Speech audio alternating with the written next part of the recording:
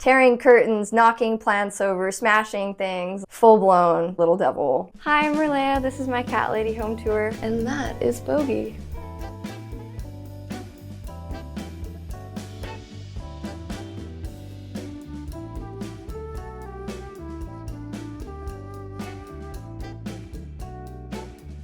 I'm a small business creative and I live in Layton with my cat Humphrey Bogart, who's here assisting me. I punch needle, I tuft, I make clothing, I make slippers. The slippers I'm actually wearing, I've made. Does he help you with your art? Oh yeah. He's damaged a lot of art too. So his name is Bogie. It's short for Humphrey Bogart. He's 4 years old. I'd say his top 3 likes are women, plastic, and Spanx. And then dislikes would be pigeons, the vacuum cleaner, all sorts of human food. You can't give him fish, you can't give him chicken. He only likes kibble. I would love for him to have variety in his diet, but no, dislikes it, will bury it, like is disgusted by our food, so. So does that mean he doesn't like any wet food? No wet food.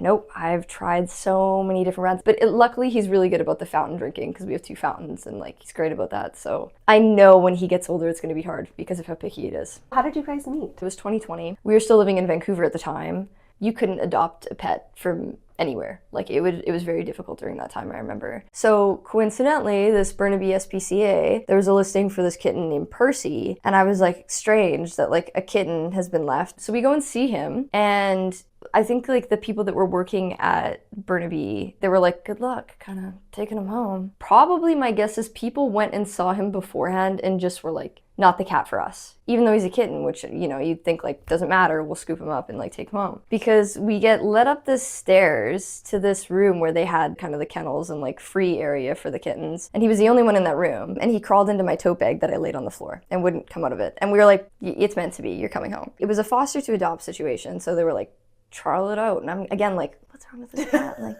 he seems fine, it seems great. We take him home and those, like that first week was heaven. And so then they check in with us and they're like, so it went well? You gonna take him? And I'm like, yeah, like he's an angel, like let's sign this off. Literally as soon as we signed it off, it's like he knew. He's like, I got you now. Tearing curtains, knocking plants over, smashing things, full-blown little devil, very vocal. There was like a couple months where like we had no sleep. So now even to this day, it's been 4 years and I mean, he doesn't do it nearly as much, but we still both have earplugs just in case, because there are times where it's like, it doesn't matter, you can play with him hours before bed. Little guy's a track star, like he has a lot of energy. So you figured out how to work with his high energy, or at least you've accepted it. Yeah, pretty much, yeah. There's a very tight routine. So 6 p.m. playtime after work, it's like, if it's not there, I'm gonna break stuff. A lot of things are mounted down with double-sided tape. You adopted him in Canada, but now he lives in London.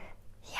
How did that go? So originally, this was 3 years ago, my partner, very thankful for him, he went in advance and secured us an apartment already ready to go. And upon the kind of couple months leading up to that, you had to get essentially like a passport, like an international health certificate. And then you get one last booster essentially that has to be within 4 days of you leaving. So we administer the gabapentin before the flight. We get to the airport. It's starting to get bad. It's wearing off already. Bogey is a unique one, and now our current vets know that like he needs like a horse amount. So I was just held in line with a cat that is violent now because he's out of the bag. He's scratching me up and I'm just like pinning him down like, it's fine, tear me up. I'm not letting you go, and then losing you in the airport. Got on the flight, that was fine, pre-board, you know, he calms down a little bit because we got to our area and it was quiet. We get to Paris, we get to the hotel. Meowing stops. Eats, drinks, uses the litter box, lays down on the hotel bed like nothing's happened. Next morning though, the pet shuttle company is gonna come and collect us, and then we would take the channel direct and go through by land.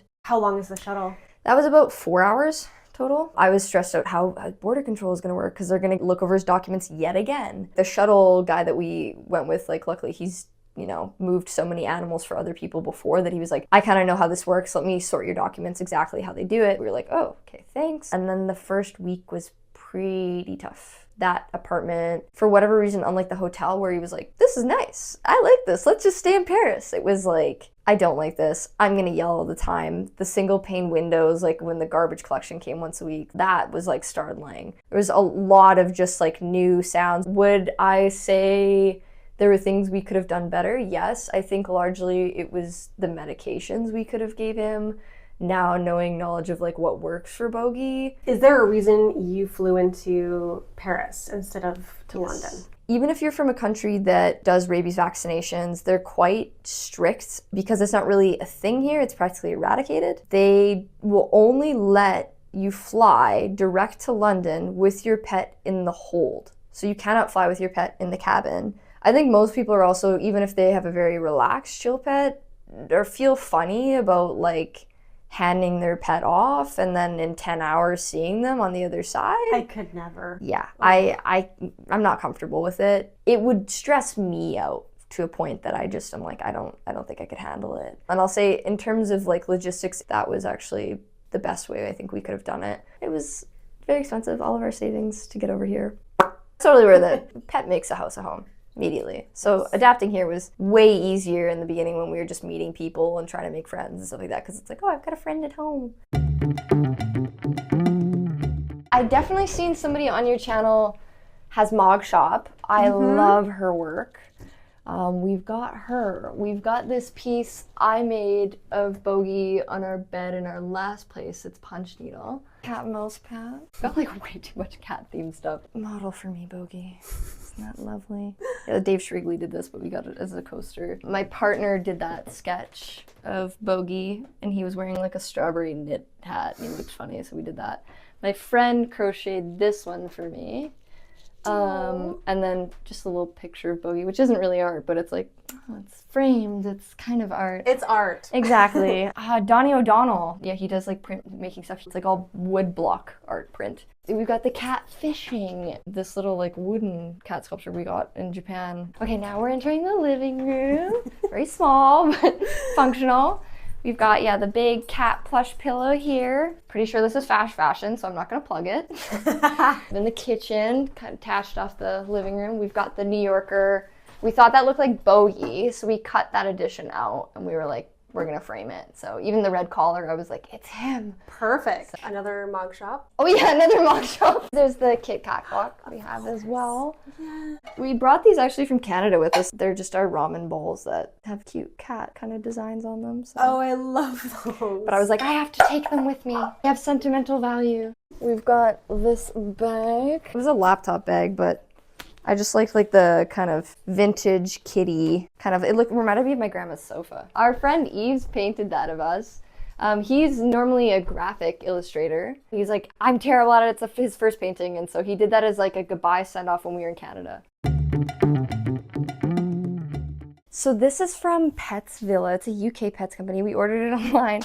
I think most cat towers are pretty ugly, but I still think it's kind of ugly, but it's barn themed. So I guess it's supposed to be the little pond with the frog. We call that Peep when he sleeps in it. We're like, where is he? He's sleeping in Peep. We call that condo the top, even though it's supposed to be a barn. He doesn't really use that much as scratching though. That's just like a bed. And for vantage point, he'll sit on the top of it and yell at pigeons. Where do you keep the litter box?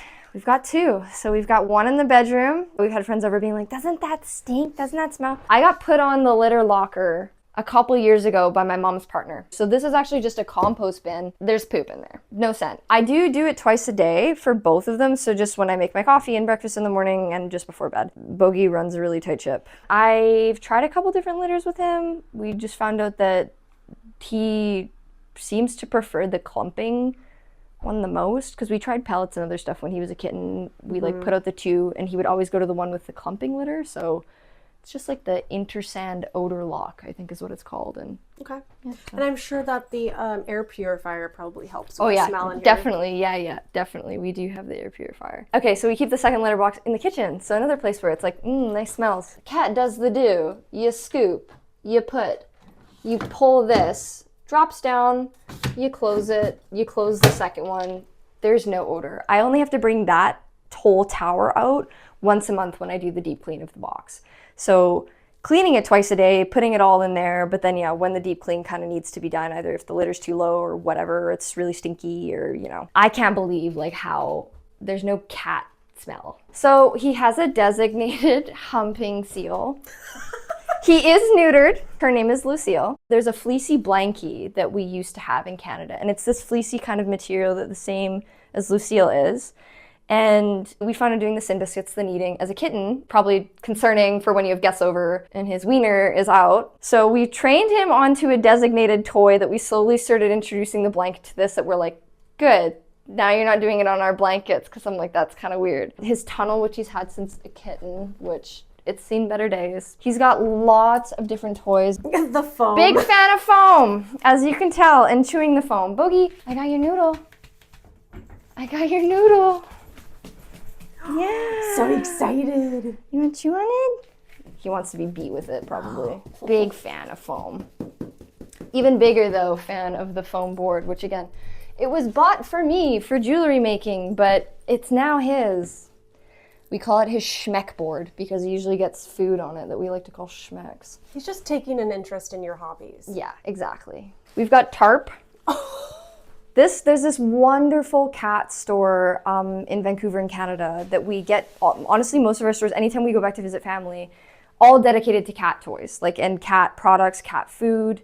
It's called Happy Cat. They're lovely, lovely women. And yeah, they just have an amazing selection. Because I feel like every cat parent has found out the hard way that like cat sections aren't that great in pet stores. Cats don't get enough good toys. Oh yeah, the They don't get dog enough. section is quite large, Yeah, isn't it? yeah. He's not as crazy about feathers as he is about plastic sparkly things, but he is a big fan of hold on. Yeah.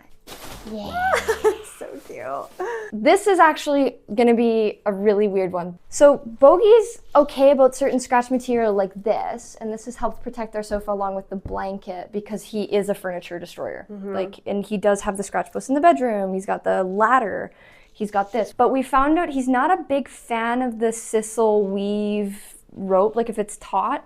He likes softer things. Particularly, he likes athleisure clothing.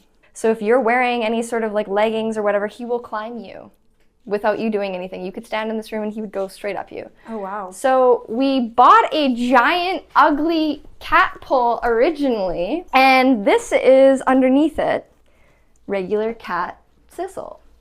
And you covered it with leggings Cheap material? Yeah, cheap leggings. That is devotion. The only problem about this is he does use it. I call it the giant big blue colon because I think it looks like an organ, is that it's not weighted at the bottom. You can buy the ones that are like screwed into the floor and ceiling, which honestly I think that's the next upgrade for the next place because he's not a fan of it moving. So what we'll have to do is I will have to come stand here and hold it while my partner will laser toy it or get him to play with this and then climb up it because he does climb up it. We bought 3 pairs of large leggings and yeah, just cut the legs and then slap the legs up. And it's obviously the ugliest thing in our house in my opinion, but we'll do anything for you, won't we, buddy? That's the regular urinary food that he's probably going to be on for the rest of his life. But these are the treats. I know you can, these aren't just a UK thing. I know you can get them in Canada and the States as too. Are you ready to perform? Sit. Okay. No. Now we're going to spin. Thank you. Can you come up, please? Up. That's better. Just back to sit. Shake. Thank you very much. Okay. That's probably all I'm going to get out of him. That was really cute. Yeah, and he knows how to open doors, especially in this flat. If you close them, he will open them unless you lock them. So we tell guests that are going to the bathroom, lock the door behind you. We've got a slow feeder. Even though he's not like a gorger, as you can tell, that food was given at breakfast. Water bowl just in case the electricity goes out. And then yeah, he's got 2 fountains. One is in my office, one is out here. And then I do mark it with a piece of tape. During that whole episode, it actually gave me a good idea of like how many milliliters is my cat consuming. This doesn't work on all windows. In our past place, it had windows that open kind of like a door, like on a hinge. I don't know what these exact type of windows are called, but they're the ones that have this nice handy lip. So when you open it, you can take these screens, which we got off Amazon. They're called Finistrel. It was the company that made them. And you can just expand it in so it fits into these little lips. And then this thing has a lip as well. And close it down. And that's because a lot of windows here don't come with screens? No, exactly. So that way it was something that Bogie, he wants to play with this RC car. Bogey's able to get some fresh air and we're able to air out the house then and have cat proofing then. Because as you can probably feel, there's quite a bit of a cross draft. So oh, that's so smart. It's nice to be able to have that. So see, no need to let your cats outside for fresh air. You got all the fresh you need, yeah. So Bogey and I just want to say thank you so much for coming and visiting. Bye!